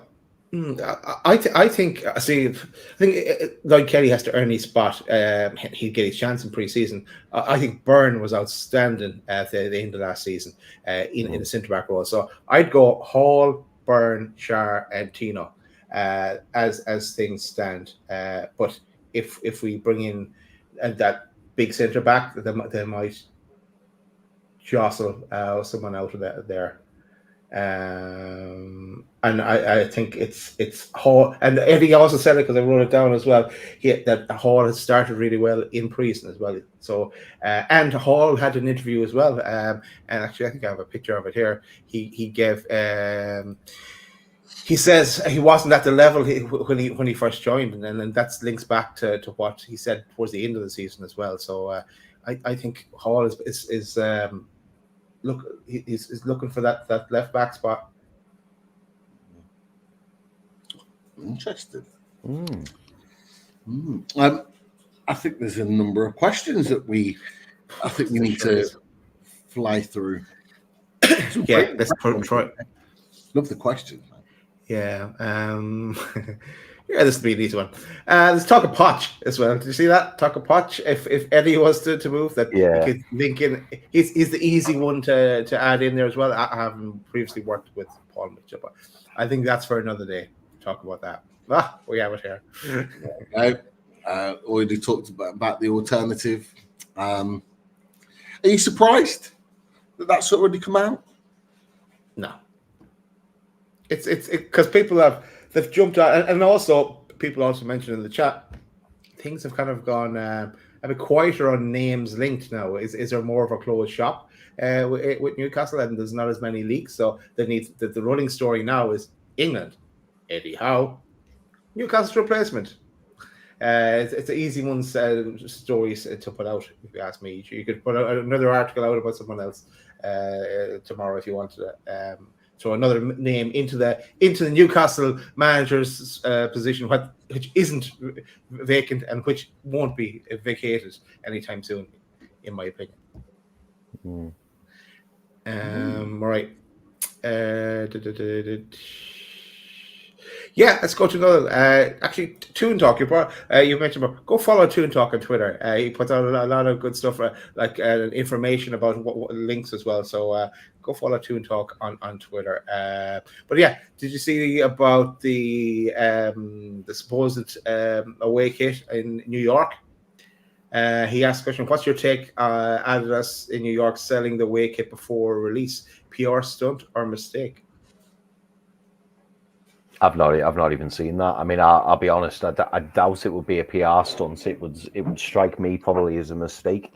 I don't think they'd want to do it as a PR stunt. I think they would want to release the kit with the video. I think they'd want to do the big reveal, a bit like they did with the home strip. You know, I think they'd want to do the big reveal, get the video out there. So if it is true, and it has, like I say, I've not seen it. If it is true that Adidas have started selling it in New York before the away kit release, I'm sure Newcastle will let them know their displeasure at that, if that is the case, because then it kind of takes away the shine of releasing it and doing the video and stuff like that. worst kept secret of what the away kit was going to look like. Well, yeah. It's as long as those shorts that were on the picture are not the shorts of the away kit, then I'll be happy, because they did. What were the shorts? Just Black like shorts. just plain black Adidas shorts. I Oh, think they've just thrown them on because they're Adidas shorts. I think For on the mannequin. yeah, on the mannequin. Like, I don't think they were actually the ones, but yeah, for me, yeah. I'll be honest with you. I think the priority is the home kit. I don't think it's that big of a deal for the away kit. I'm not fussed. Not fussed by it. I'm just not. Right, let's move on. Because there's pictures of the third kit out as well out there. But PDK asked a good question as well. Who do you think would bring in the best players for the club to go forward, Howe or Mitchell? And now, considering we've always said Eddie Howe seems to be most of the time seems to be Premier League based players that he goes for. What's your thoughts? And they should really be working as a team, though. Remember that unity. Yeah. Go on, Pete. You go, mate. I think Paul Mitchell will bring the players to the table, and Eddie Howe will have a say on who he would like to be signed, rather than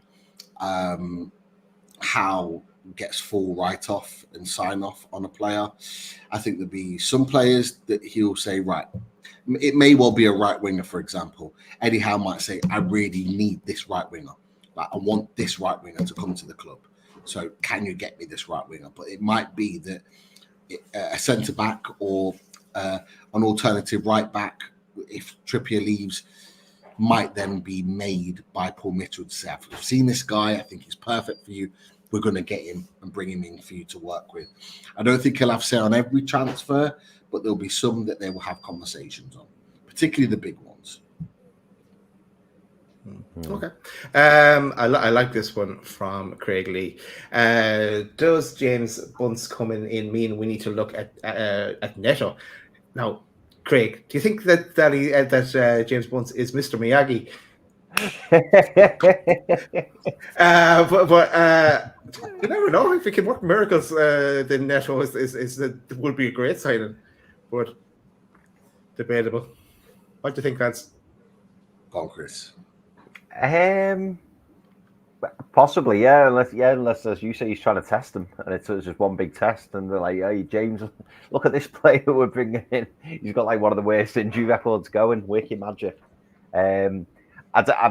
I don't know. I mean, the advantage of bringing in someone like Neto is obviously you could negotiate a fairer price. If Neto had no injury concerns whatsoever, I think his price would be astronomical.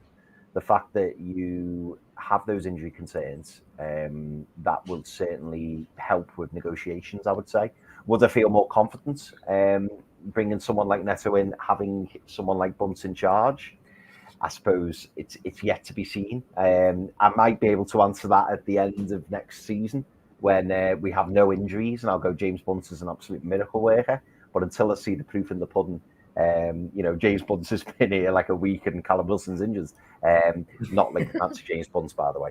But I would need to see evidence of James Bunce's miracles before I take a risk on someone like Pedro Neto, depending on the price. If Pedro Neto was a reasonable price, then why not? But I wouldn't just hope that James Bunce is going to fix all of our problems.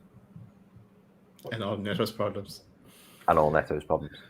If there's anyone that could, it'd probably be him, though. Yeah. You'd back him to do it. Cool. Chris, I've one here that's right up your street, right? Because you've talked about him. I remember after our show the last night in our chat. Because from Neil Calvert. Now I can rule out one straight away here, Neil. Because he says rather go for Arda Güler. He's not going anywhere from Real Madrid, and after his performance at the Euros as well. Or Fernan Torres. Now, Chris, I'll let you go first here on your thoughts there. Yeah, do you know what? Daz, you brought Gonzalo Ramos to the table, didn't you? And said that he could be a player that we could be looking at. And now I know Ferran Torres isn't a new player. We've spoken about him many a time on here, and we all know how much of a good player he is. And he had a fantastic time at Man City in the Premier League. But a bit like Mikel Merino, apparently as soon as a Spanish club came in for him, he wanted to go back to Spain, and obviously playing for Barca's a really big deal. But I mentioned to you boys about Ferran Torres, and the last few things that I saw on X, admittedly, that's where I saw it. There was loads of articles and links, and they were saying that Ferran Torres isn't on as high a wage as what people would expect. Apparently, he's on around 80 grand a week, and he took a big wage cut to join Barcelona because he wanted to go there so much from Manchester City, where he was on more money. So I thought, well, wages, that's a tick. Barcelona are itching to bring in Nico Williams. We know that they're trying to raise money to do that. They've already got Lamine Yamal, which Daz, you reminded me of, and I thought, okay, so they need to raise some funds, and there's rumours that Rafinha or Ferran Torres, or maybe both, could be on their way. So I thought, again, is there a potential there for Newcastle to try and do a deal? And I also saw a quote from Ferran Torres when he was linked with Newcastle recently. I think it was in the last 3 or 4 weeks. And I'm sure that he came out and said something a bit cryptic and along the lines of, I can't leave Barcelona. Not that he wouldn't or that he would like to. It was the fact that he couldn't, which made me think that, maybe the Chiefs at Barcelona have said, you're not for sale, you're not going anywhere. But then, as we all know, in football, money changes things. And, Nico Williams had an absolutely fantastic Euros. And if Barca want to try and raise funds, and nobody's putting the money down for Rafinha, and then Newcastle come in with an offer for Ferran Torres. I just, and something else as well. His nickname apparently is the Shark. That's what all his fellow professionals call him, and it's due to his attitude, his mentality, the fact that he wants to win, and he's got that winning mentality. And as soon as I read all that about him, I just thought, oh my God, he'd be a brilliant sign, absolutely brilliant. I mean, he scored a hat-trick against us, didn't he, in the Premier League for Manchester City? So we know that he's a really, really talented lad, and I think it's safe to say he's a great age as well. So no links, no recent links anyway to Ferran Torres. Just something that I saw recently, and when I was doing a little bit of research on him, and I was reading all this stuff about him, and I thought, you know what, he would be brilliant. Yeah, Toon Talk, Barca want to sell Torres and Rafinha to buy Williams and Olmo.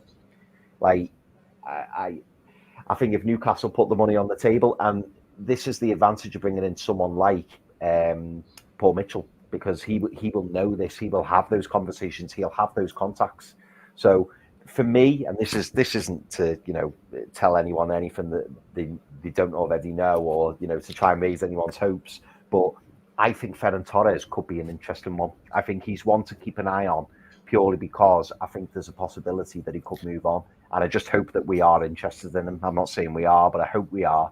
And that those rumours of us being linked to him are true, because I think he'd be a fantastic signing. Pete, I don't know if you want to go on Ferran Torres, but I can give you a different one if you like. Go for it. Right, let's go for Andrew's one. He's got, says, would you take, and I know he's been mentioned as well, would you take Leon Bailey? Absolutely. Absolutely. I think he's a terrific player. I think last season he really showed what his ability is about. He hasn't had the best time at Villa, but I don't think he's had he had Steven Gerrard before, who wasn't great anyway. And then you got Unai Emery, that I don't know whether he's an Unai Emery type of player. In my opinion, I actually don't think Moussa Diaby is a Unai Emery type of player, which is why I think he's been sold. I would take him. I think he's explosive. I think he's got huge trickery. He's got a wand of a left foot. He's exactly the type of player that you would want to take that right wing berth. And he's still young. I think he's 26. 26. It feels like he's been in the game for 10, 12 years, but he's still a great 26. Still a great age. So for me, I would take it. The only issue you've got is that the one thing that I thought when it was kind of like murmured on social media is that, why would you sell Diaby and Leon Bailey in the same window? Because it looks like Diaby's gone. Like, it looks like he's going. Like, it's close to being finalised. Why would you sell them both? That's the bit that just doesn't make sense to me. So I would take him, But do I see him come in or even leaving Aston Villa? I don't think so. But what I will say is I don't see him being at Villa long term. So he may well will stay at Villa next season, play Champions League football, but then I do think that he will leave, because if I'm right in thinking, the back end of last season when Leon Bailey was on top form, he was actually almost kind of selling himself to one of the top teams. Like he said, if he wants to leave, he wants to go to one of the top teams in the Premier League.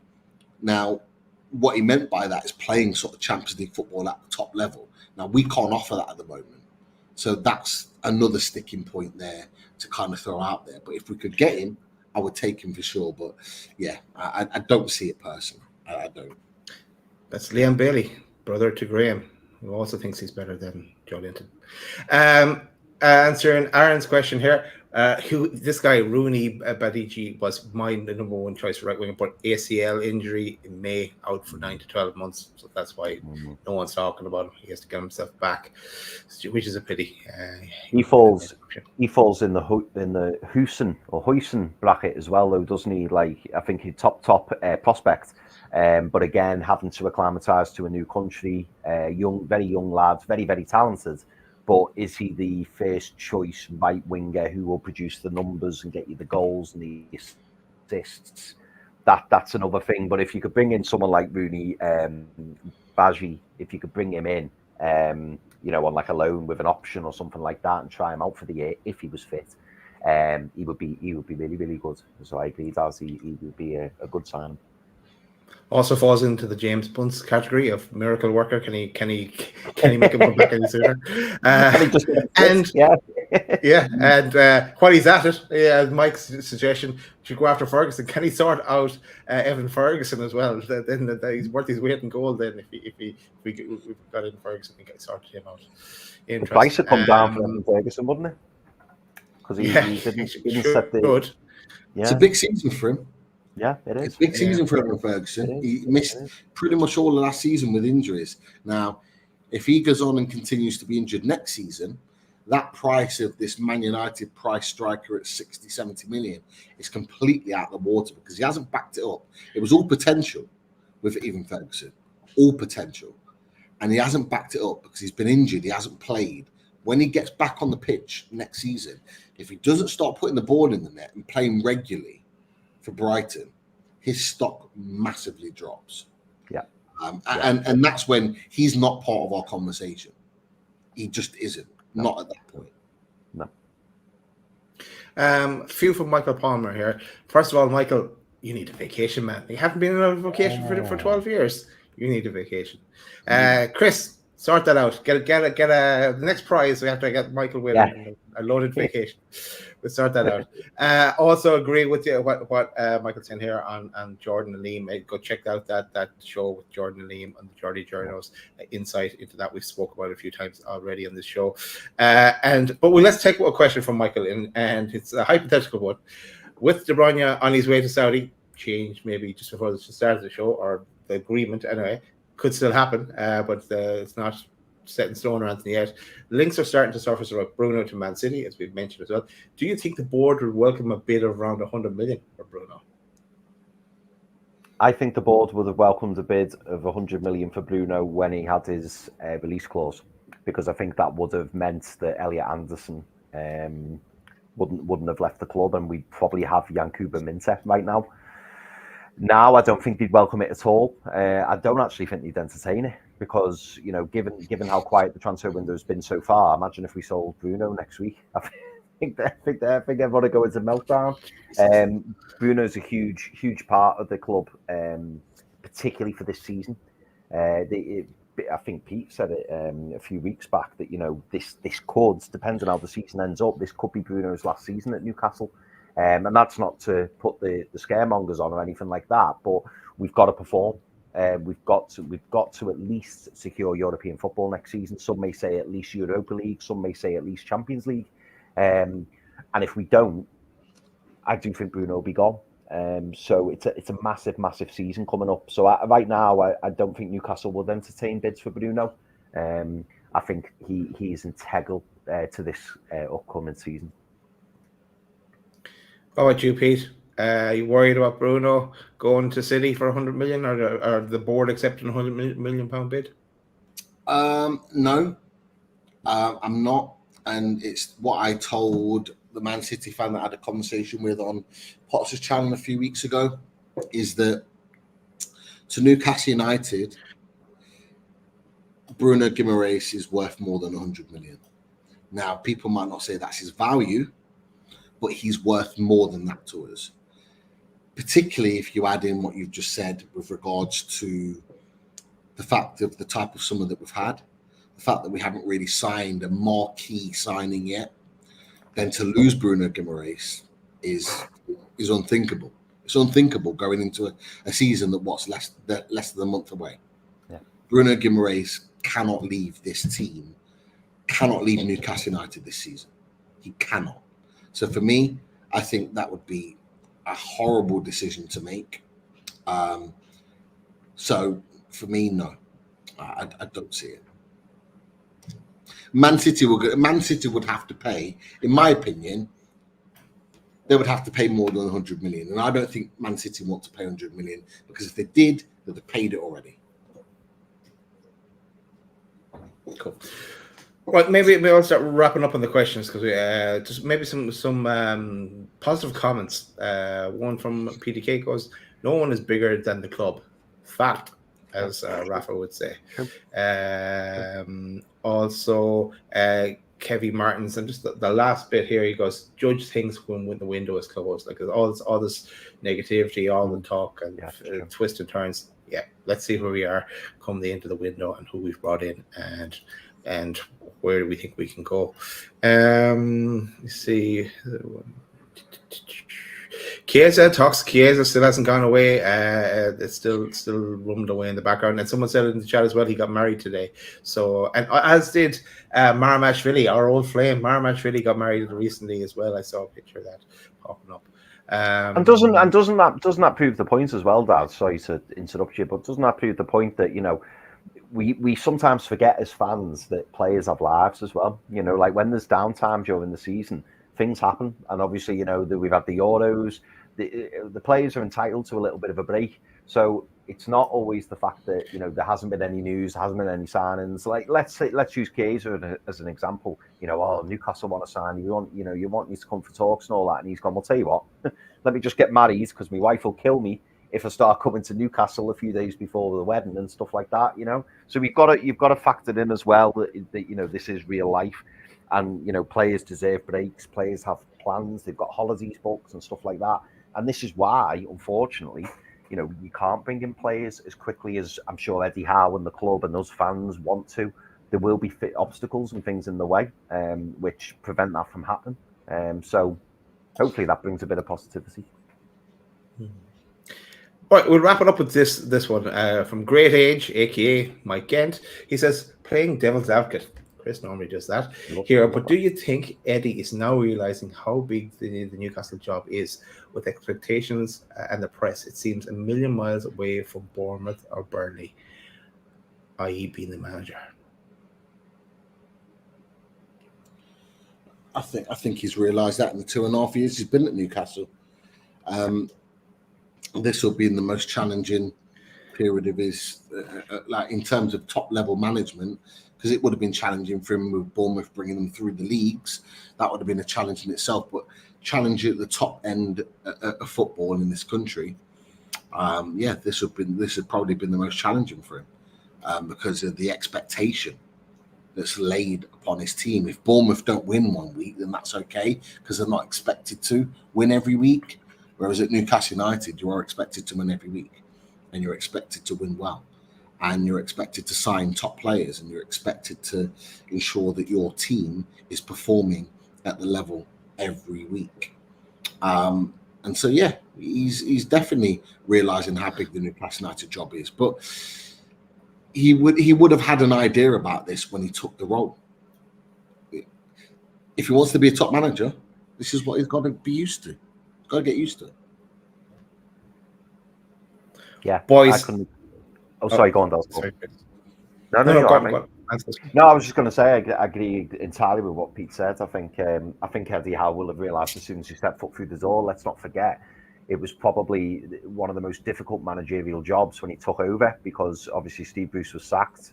We'd had that horrendous start to the season, and people were writing us off already. People were going down. Didn't we get our first win of the season on the 4th of December that season? Imagine not winning a game from the start of this season until the 4th of December. Like that's crazy. It's absolutely crazy. And he managed to keep us up. And then obviously, we rode the crest of the wave. We got the Champions League, and then everyone was expecting us to do well in the Champions League and continue to, fly up the league and try and maintain that top 4. And then we didn't get it. So I don't think I see what's being said in the question. I do get it that Eddie Howe's probably sitting back and thinking, wow, this is difficult, this is tough. But I think he knew it from day one. I think as soon as he got the job, I think he'd have known it. And not to mention, he's at St James's Park every home game. Look at the expectation. Look at what wall flags do, what the fans do, what the atmosphere that's created. He's under no illusion that he's at a top club and that the expectations are incredibly high. And I think they'll always be incredibly high at Newcastle United. We've got a super chat, and guess who it's from? With no question, it can only be one man. It's Colin. Colin is back with the question. Cheers, Colin. I'm going to add a question in for Colin, and I'm going to put you under pressure, lads. Dim the lights. This week, are we signing a player? What position would it be? And then I'm going to ask you for your name of that player, just for fun. Okay. Supposed to go first. I think if I can't see it being a right winger, just not right now. Yeah. So I'm gonna go. I'll go something different. I'll go striker. Ooh. I'll stick with the link that Ben Jacobs put in not long ago with Jonathan David. So I'll go with that. Jonathan David. Okay. Let me see. Chris, we come to you next. So are we signing a player this week? What position? And the name of that player. Okay. So how come I got the music? Okay, so when you start taking the guns out. Yeah. Again, I agree with Pete. I don't think it's going to be a right winger. I think it will be a right centre back. I think we will sign a player this week. It will be a right centre back, and I'm going to say Malik Fior. And that is my answer as well. Exactly that. That's what I think. But I think I thought that last week as well. So yeah, we did. We got it wrong last week as well, didn't we? Right, it'd be embarrassing 2 weeks in a row. But anyway, that is it for the show, lads. That's it for most of the questions. Thanks for everyone that was active in the chat, and anyone that's watching this. Make sure you smash the like button as well on your way out, or if you're just catching up. But yeah, we will be back hopefully pretty soon with the reaction show to a signing. Any last words, lads, before we leave? Just everyone just needs to just be calm, frustrated at the moment, understandably, but we will sign the players that we need to properly attack this season, and they will come very soon. Just make sure you're part of Loaded Mag and NUFC when that happens. That's for sure. And in solidarity with Eddie Howe, we say, how'd you like that? Good night, everyone.